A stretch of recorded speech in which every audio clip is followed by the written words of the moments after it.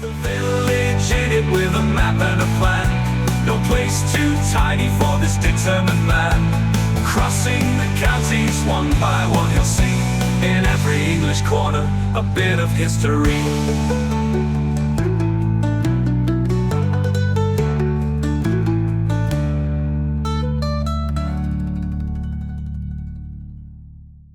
The East Lindsey series is sponsored by Gainsborough Cycles 01427 617 752. For all your cycling needs, this is your one-stop shop located at 20 Ropery Road, Gainsborough, or online at gainsboroughcycles.com. There's a link in the description. Gainsborough Cycles, ask for Trevor Halstead. Welcome back to East Lindsey again, people. Now, for the remaining episodes this week, we're going to be following an old railway line, one that we are familiar with already. That's the Louth to Bardney line. Behind me there, you can see one of its former stations, and that one is in the village of East Barkwith.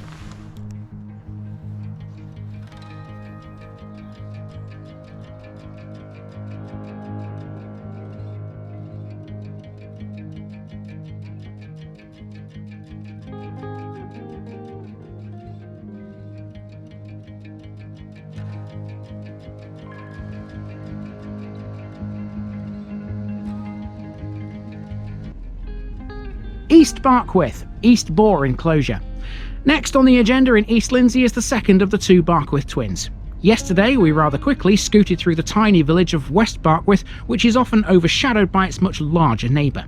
This is East Barkwith, again situated on the A157, approximately 13 miles northeast of Lincoln.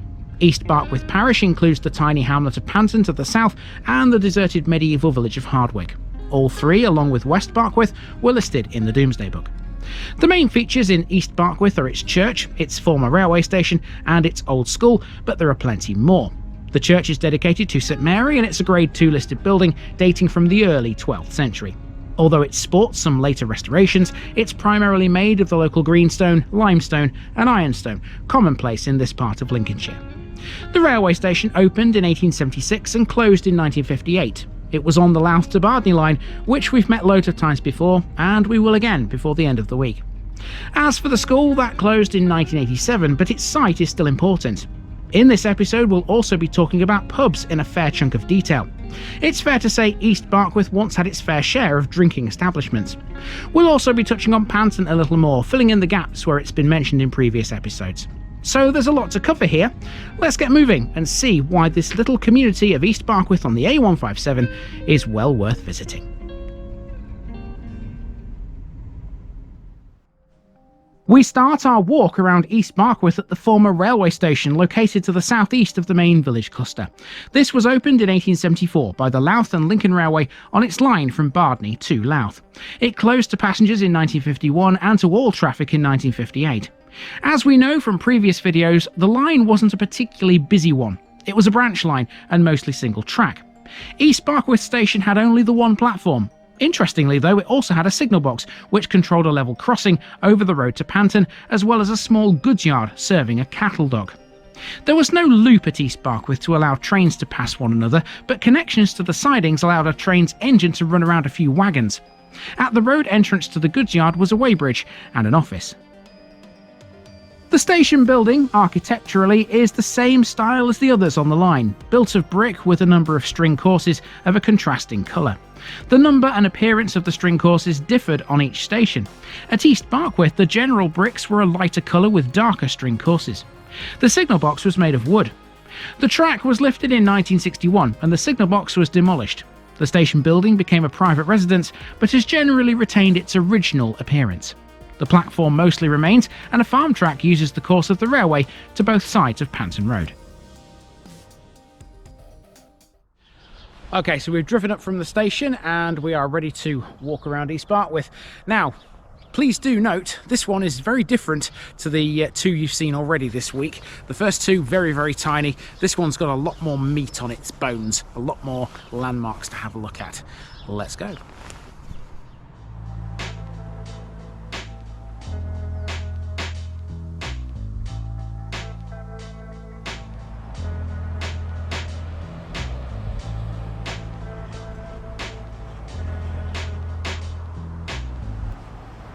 Let's talk pubs next, and that brings us to the Crossroads Inn. In East Barkwith, the two main drinking establishments were once this and the Waggon and Horses in Torrington Lane. In addition, for a short time, there was a beer house in West Barkwith and a further one on Willingham Road. The Crossroads Inn was originally called the Greyhound, taking its name from the emblem of the nearby Heanage estate. It seems to have operated as a beer house initially before gaining a full licence and becoming a public house in around 1860. The Waggon and Horses appears to have remained as a beer house for many more years, and it's not known when or if it ever gained a full licence. It's fair to assume that certainly during the 19th century, the Crossroads Inn would have been the more upmarket establishment, catering to travellers, business people, and perhaps the local landowners. The Waggon and Horses and the other beer houses would have served the many thirsty agricultural workers instead. The Waggon and Horses closed its doors for the final time in around 1950, and a private residence now occupies its plot. However, the Crossroads Inn has, except for a few short periods, remained open, continuing to serve both the local community and passing travellers.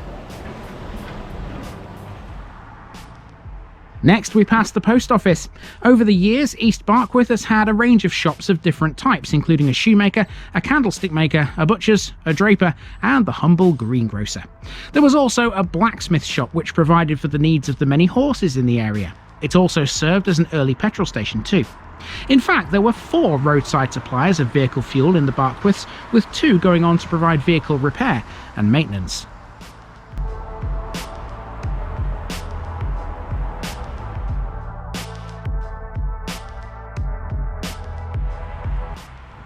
Next up, we have the village hall. This was built as a replacement for an old YMCA hut in 1972 by a local builder, an A. Clark.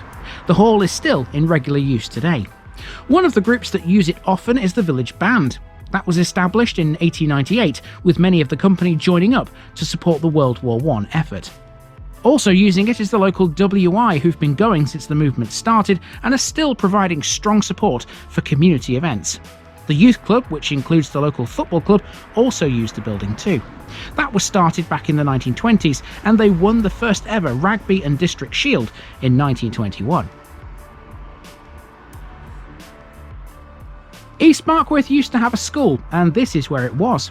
It opened in 1873 and it operated until it finally closed in 1987, lasting 114 years in total.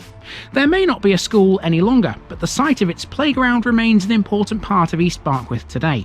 This play area was set up by members of the PTA after the school closed. White's 1872 trade directory states there was a second school in the village, supported by the rector. That former school building is shown in its current plan on both the 1887 and 1906 OS maps of the village.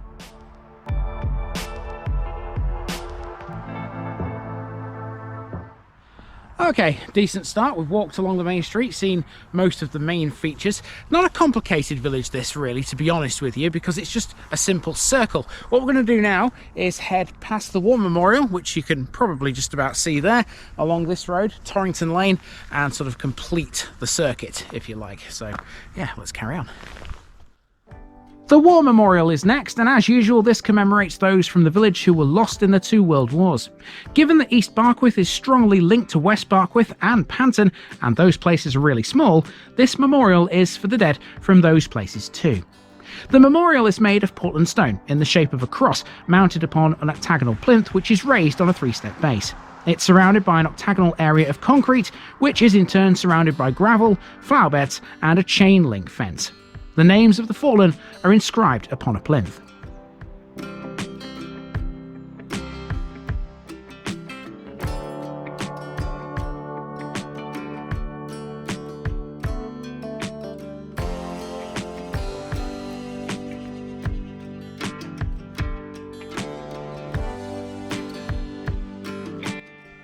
St Mary's Church originated in the early 12th century, but it was altered in 1846 by J.B. Atkinson and again in 1868 and 69 by R.J. Withers.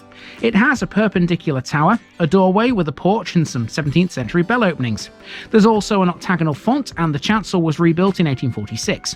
Stained glass in this church dates to the 14th century. Interesting bits to look out for in this building include a statuette of the Virgin Mary set into a niche over the porch doorway. The font is ornate perpendicular. Christopher Turner, the former squire of Panton and owner of much of the land in East Barkwith, made the arts and crafts style pulpit. It's made of gilded copper. Turner was pretty good at things like that. He was, after all, a trained architect under Lutyens and is probably best known for the design of the Watts Gallery in Compton in Surrey. So you can take a walk through the church. It's literally called Church Walk. You may have noticed that a little bit before we actually got into the church itself. If you go through it and then turn left, you've got this lane that leads out into the countryside towards West Torrington, but there's not really much point going down there. There is one big house of note, and that's this one here. That's Barkwith House. We are going the other way, and it's mainly residential from this point onwards.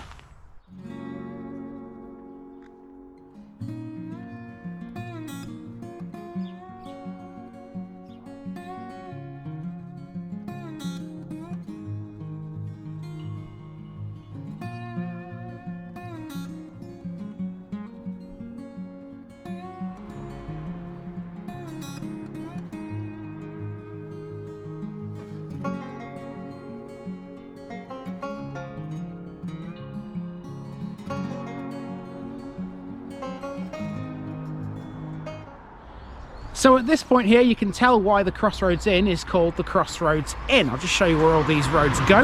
We're on the A157, not the A158, like I said in West Barkwith yesterday. I do apologise for that. So we've got the A157 running through shot here. That way is Louth and that way is Lincoln. Over there is Panton, and to the left is South Willingham. So yeah, definitely a crossroads here in the middle of East Barkwith. We've got one more landmark here, and that's a chapel which is actually on these crossroads opposite the pub.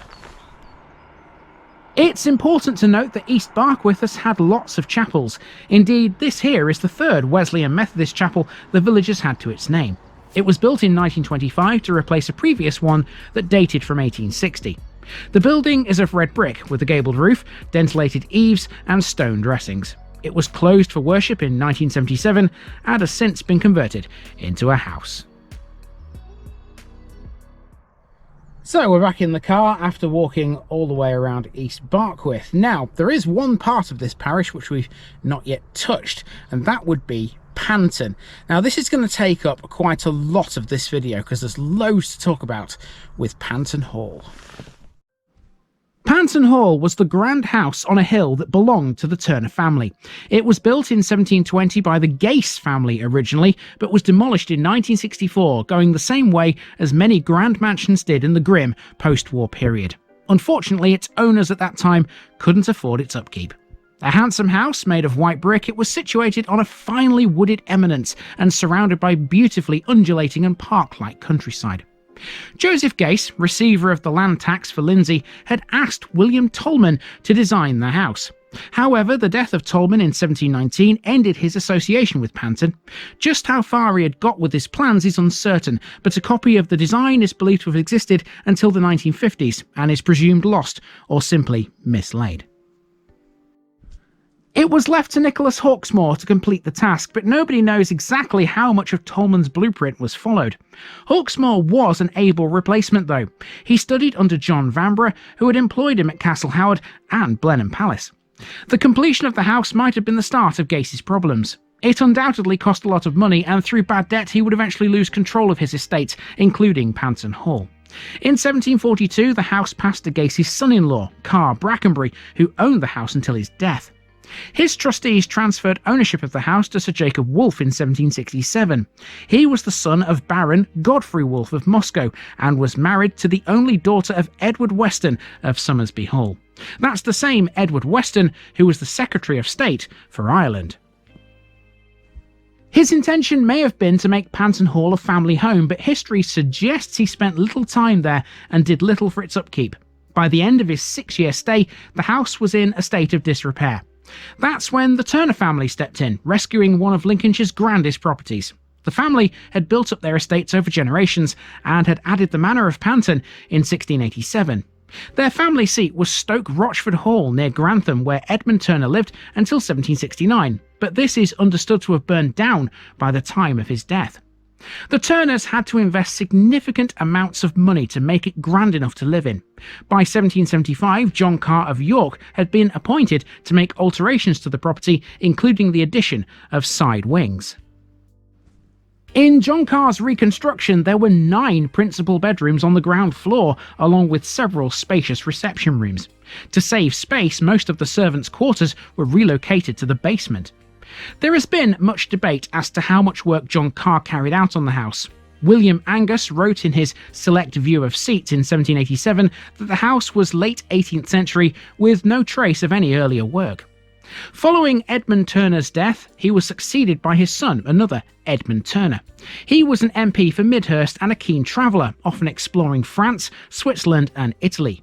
By 1817, he was turning his attention towards Stoke Rochford more and more, and his plans were afoot for a new house to be built there. Those plans would be implemented by his son, Christopher, the same guy who designed the pulpit in the church.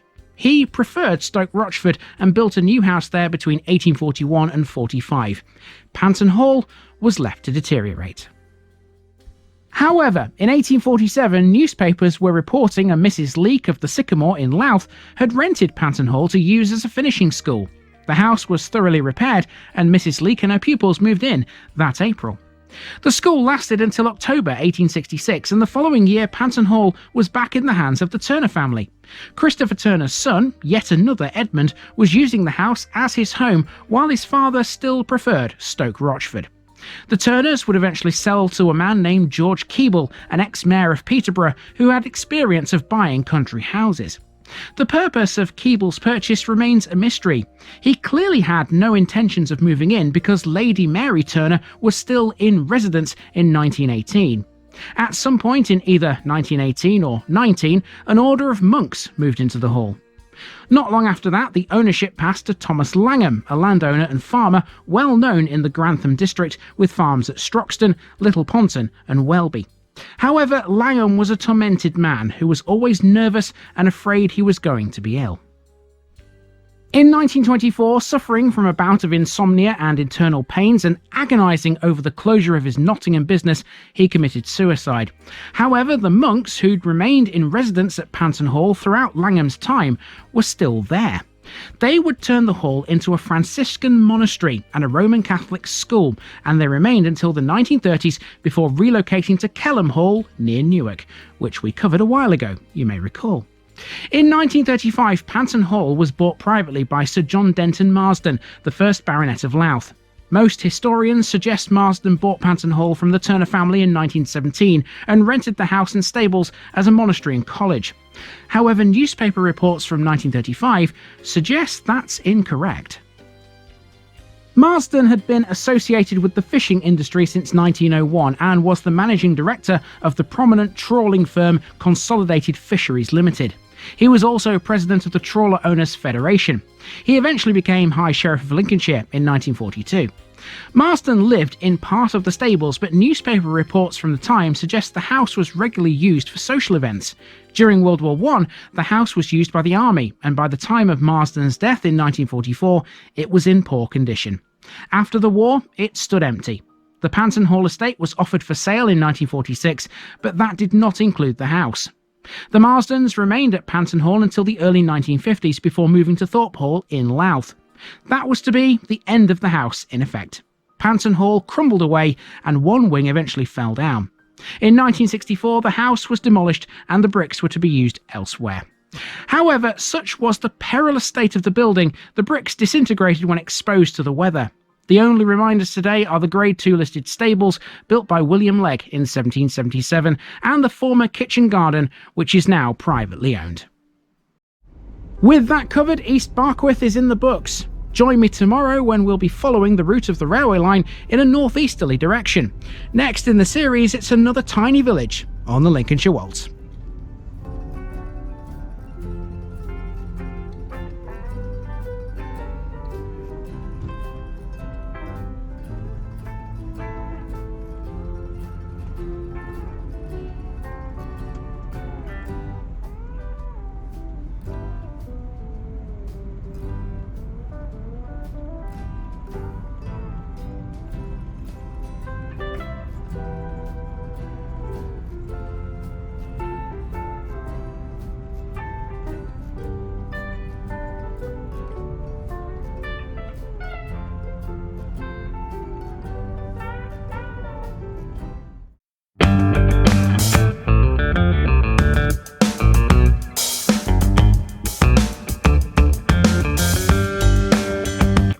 Now, just before I go, remember, this video is part of a huge project to visit every civil parish in England.